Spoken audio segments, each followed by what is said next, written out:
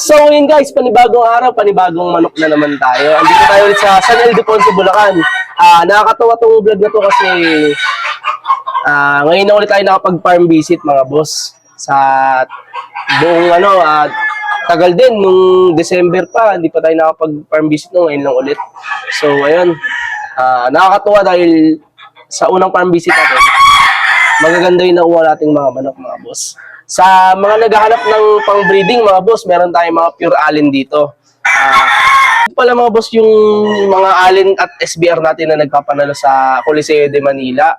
Ayan, tested na namin yung mga palahi nila dito.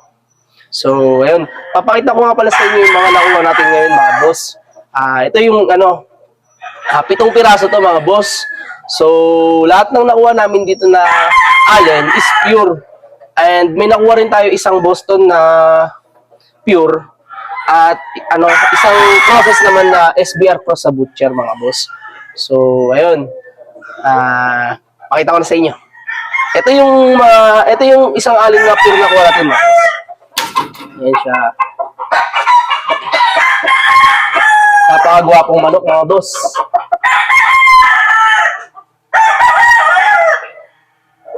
Ayan mga boss.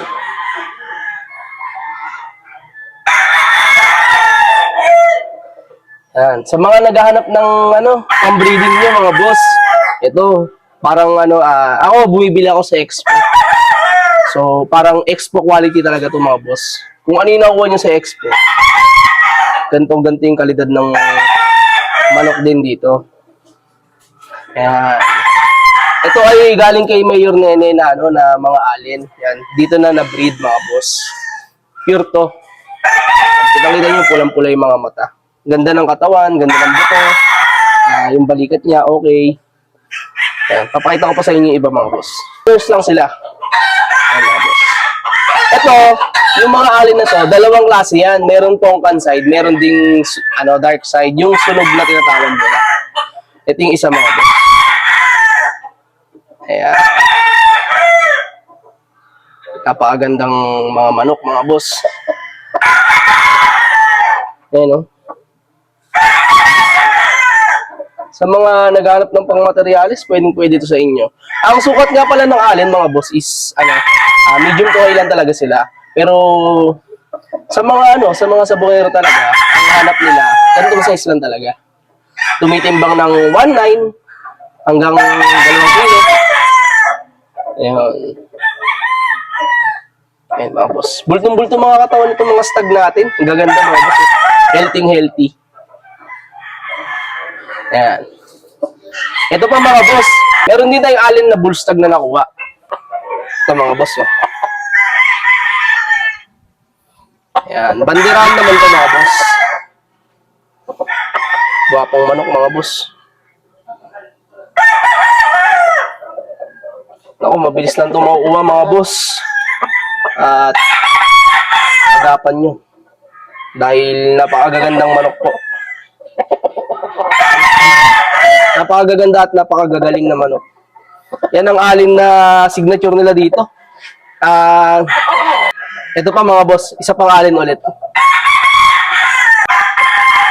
Bali itong mga manok na to mga boss is last bali ito yung mga last na ina-out.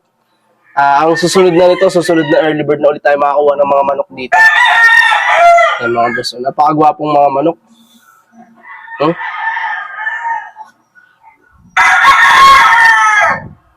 Yan ang allen nila. Nga pala mga boss, may YouTube kami i-subscribe nyo rin kami dun sa YouTube. Panoorin nyo yung mga content natin dun na about dito sa manok. Ayan mga boss. Ito pa mga boss, isang dark side ang nakuha natin na allen. Ayan mga boss. Ito na yung dark side nila. Isa lang nakuha natin dark side mga boss. Ito yung kamukha nung nakuha ko ng nakaraan na nanalo sa Coliseo de Manila na 2 beses nanalo siya, walang sugat. Yan, ganto yung mga itsura nun. Yan mga boss. Dito yan sa San Ildefonso, Bulacan mga boss. Hindi nila tayo ng Boston mga boss. Pure. Ito mga boss, oh. So, walang tapon mga boss. Lahat po. Puro quality po. Ito talaga boss. Ito talaga mga boss, pang-broodstag talaga to. Kahit pang-display. Yung ano, close up may mata niya. Ayan, double banded to mga boss. Ayan, nakakasabik mga boss. Ngayon lang tayo nakapag-farm visit ulit sa tagal-tagal din natin. Ang next na biyahe natin is, ano na, February 21. Yeah, kita-kita tayo dyan sa Expo. Sa IGF. Ayan mga boss. Ayan, nag-iisa din. Hindi tayo nakakuha ngayon boss, mga boss ng ano, SBR eh. Ayan, may crosses na ano, butcher to. Ito lang ang nakuha nating SBR na ano. Early bird nga pala to mga boss. So, bullstag na to, nakabihis na to. Ayan mga boss. Oh. Ayan, alright. Sa mga buyer natin yan, abang-abang na kayo mga boss. Ayan. Yun. Subscribe nyo kami sa, ano, sa YouTube channel namin mga boss JRT Backyard din. Magpo-post din kami doon mga boss.